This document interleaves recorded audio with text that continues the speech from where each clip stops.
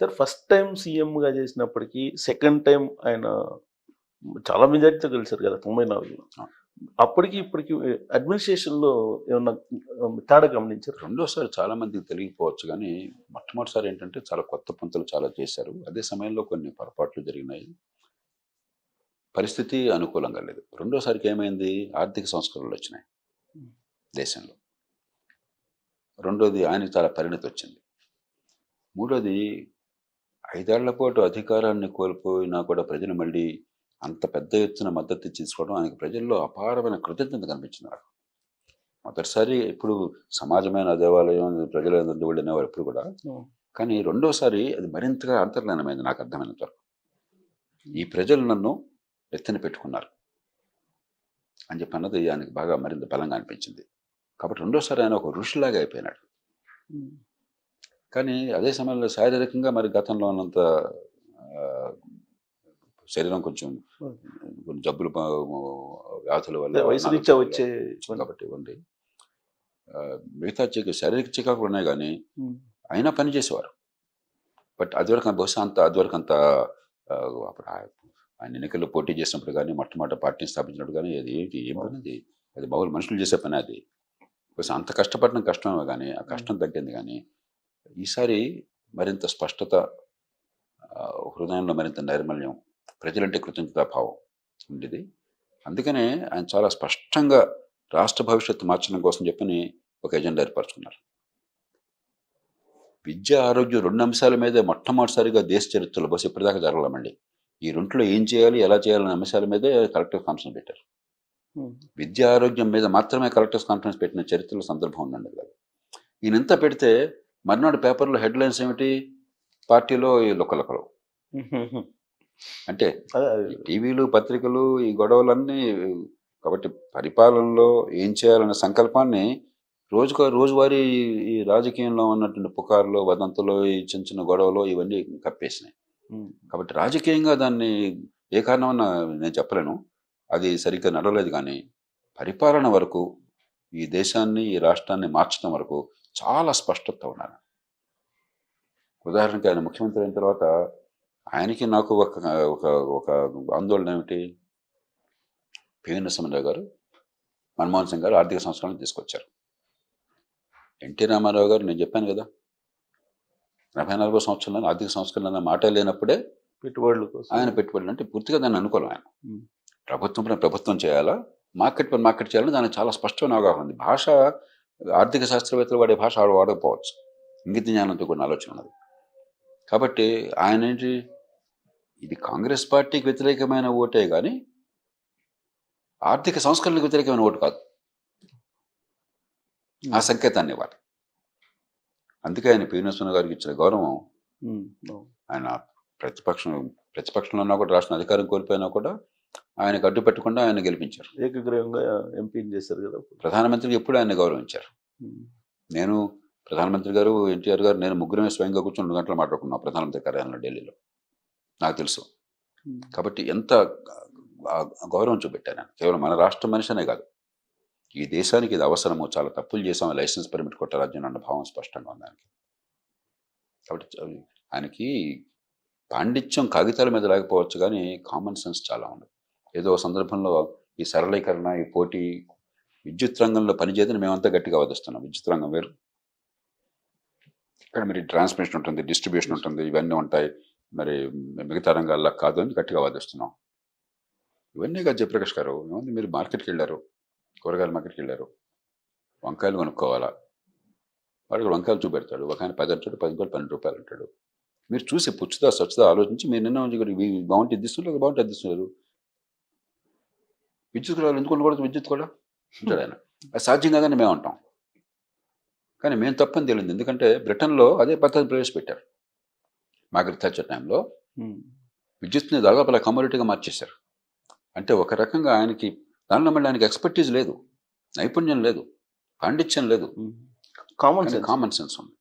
మేమందరం బాగా నైపుణ్యం ఉంది, పాండిత్యం ఉంది అనుకుని మేమంతా అడ్డుపడుతున్నాం.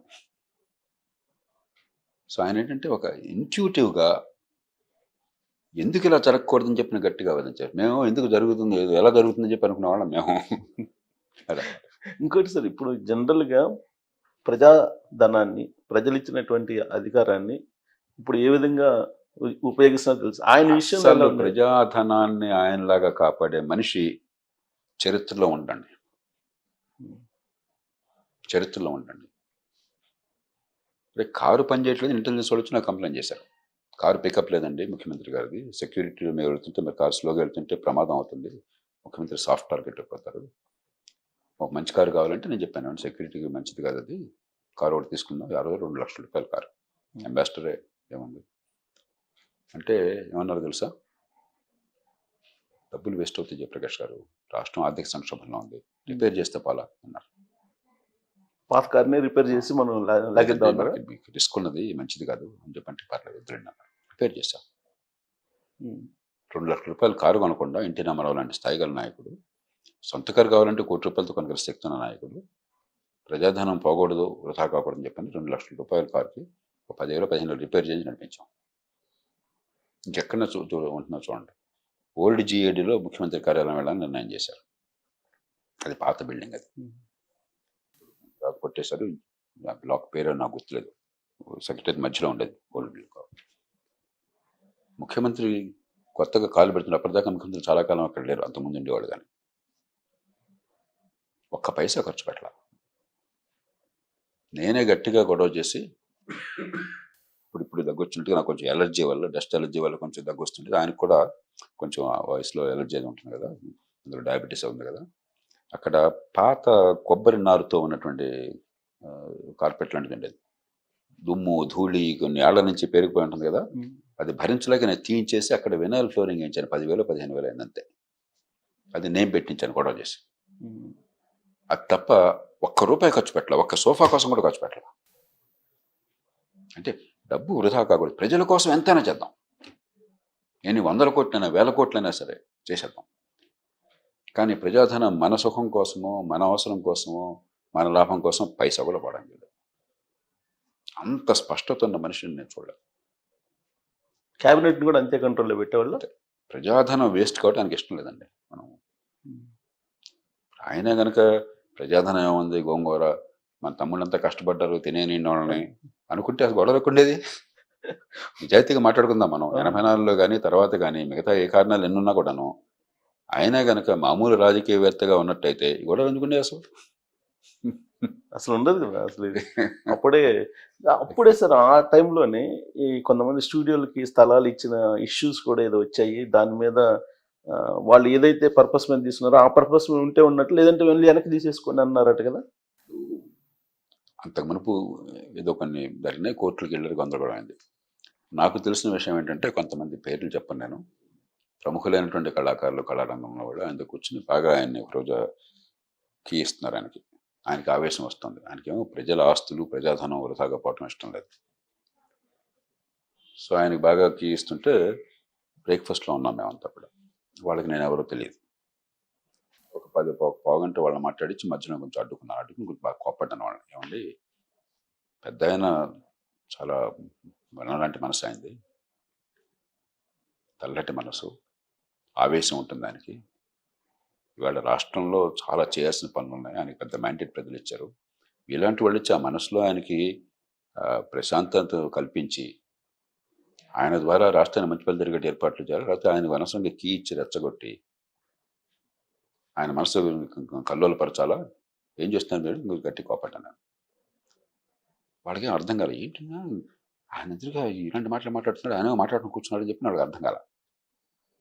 వాళ్ళు మౌనం అయిపోయారు. ఇప్పుడు ఆయనతో అన్నాను నేను, మనకి పెద్ద మ్యాండేట్ ఇచ్చారు ప్రజలు, గతంలో మీరు గట్టిగా ప్రజల ఆస్తులు కాపాడాలని ప్రయత్నం చేసినా కూడా మీ మీద విరుచుకుపడ్డారు, అపార్థం చేసుకున్నారు, కోర్టులు జరగలేదు, ఎందుకు ఇవంతాను, అవన్నీ జరిగితే తహసీల్దార్ చూస్తుంటాడు, ఆర్డీఓ చూస్తున్నాడు, మరొకరు చూస్తుంటారు అనగానే ఆయన అయిపోయాడు. అదొక్కటి నాకు తెలుసు సంఘటన. ఎందుకంటే ఆయనకేమో ఇప్పుడు చాలా సందర్భాల్లో ప్రజాధనాన్ని కాపాడడం కోసమో, ప్రజలను కాపాడడం కోసమో గట్టి చర్యలు తీసుకోవాలని కోరుకుండేది. ఉదాహరణకి అవినీతి పరులు ఒకరిద్దరు విషయంలో సస్పెండ్ చేయాలని గట్టిగా అన్నారు ఆయన. నేనే వారించాను, గతంలో చేశారు మీరు సస్పెండ్ చేస్తే వాళ్ళంతా ఢిల్లీకి పోయి వార్తలు చూపెట్టుకుని వాళ్ళంతా మెడల్స్ పొందారు. ఎందుకంటే ఈ దేశంలో ఎవరిని చేయలేడు, ఇద్దరు ఉన్నతాధికారుల్ని, వికృతమైన రాజకీయం నడుస్తుంది.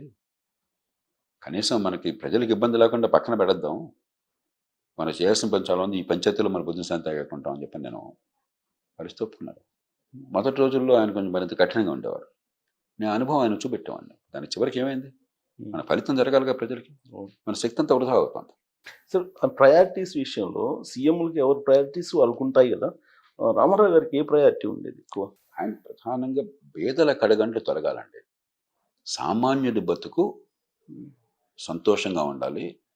ఏ కుటుంబంలో పుట్టినా కూడా రేపు పొద్దున ఎదగలుగుతాను నమ్మకం కావాలి ఆ పిల్లలకి చెప్పండి. దాంతో ఎప్పుడు కూడా ఆయన విద్య, ఆరోగ్యము, సంక్షేమము, అభివృద్ధి, ఉపాధి, ఆదాయము. రెండోది ప్రభుత్వం అన్నది శాంతి భద్రతలు, చట్టము, అందరికీ న్యాయం జరగడం కోసం చాలా గట్టి సంకల్పం.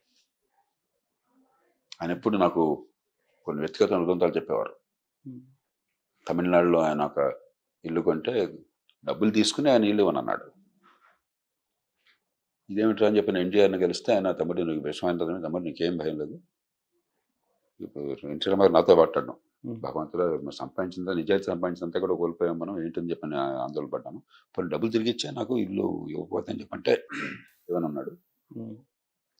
ఇప్పుడు ఏం చేయాలి, ఆయన దగ్గరికి వెళ్తే ఆయన రేపు పొద్దున కల్లా వెండి పళ్ళెల్లో తాళం చెవితో మీ ఇంటికి వస్తాడు అన్నాడు ఎంజీఆర్ గారు. మన నడిపోతే నిజంగానే వెండి పళ్ళెల్లో తాళం చెవితో ఆయన వచ్చాట. ఏమైందో మధ్య మనకు తెలీదు, ఇల్లు దక్కింది. అట్లా ఉండాలని పరిపాలన. అందుకనే స్థానిక న్యాయాలయాల చట్టం, ఎక్కడికక్కడ న్యాయ పంచాయతీలు అని పేరు పెట్టారు ఆయన. సామాన్యమైన విషయాల్లో ఎక్కడికక్కడ ప్రజలకు వేగంగా ఖర్చు లేకుండా న్యాయం అందాలి. ఆ చట్టం రూపకల్పన చేశాం. ఇంతవరకు బహుశా ఈ దేశంలో ఏ ముఖ్యమంత్రి, ప్రధానమంత్రి పనిచేసి ఉంటారు. 25-30 రోజుల పాటు ప్రతిరోజు ఒక అరగంట, గంట సేపు ఆ డ్రాఫ్ట్ని స్వయంగా ఆయన పరిశీలించేవారు. ఒక చట్టం డ్రాఫ్ట్ని ప్రధానమంత్రి కానీ, ముఖ్యమంత్రి కానీ స్వయంగా ఏదో ఒకసారి కూర్చొని చేయడం కాదు, క్యాబినెట్లో ఉన్న చోట అధికారులతో ప్రతిరోజు కూర్చొని చర్చించడం, ప్రతి పదము, ప్రతి వాక్యము అర్థం చేసుకుని దాని గురించి ఆలోచించడం. నేను ఇంతవరకు న్యాయ పంచాయతీ ఉన్నాను. అది రాష్ట్రపతి ఆమోదం కావాల్సి వచ్చింది. ఇక్కడ అసెంబ్లీలో ఆమోదం ముందుగా రాష్ట్రపతి ఆమోదం ఇవ్వకుండా ఆపేశారు, జరగలేదు. అదే స్ఫూర్తితో నేను జాతీయ స్థాయిలో తర్వాత గట్టిగా ప్రశ్నిస్తే జాతీయ సలహా మండలిలో ఉండగా స్థానిక న్యాయాలయాల చట్టం తీసుకొచ్చాను, గ్రామ న్యాయాలయాల చట్టం అన్న పేరుతో. అమలు కాలేదే వేరు విషయం. ఈ దేశంలో నాకు అప్పుడు అనుభవం పాఠాలు నేర్పింది. మంచి చట్టం రావడం కష్టం, వచ్చాక అమలు కావడం మరింత కష్టం, అమలు వస్తే ఫలితాలు రావడం ఇంకా కష్టం అని చెప్పి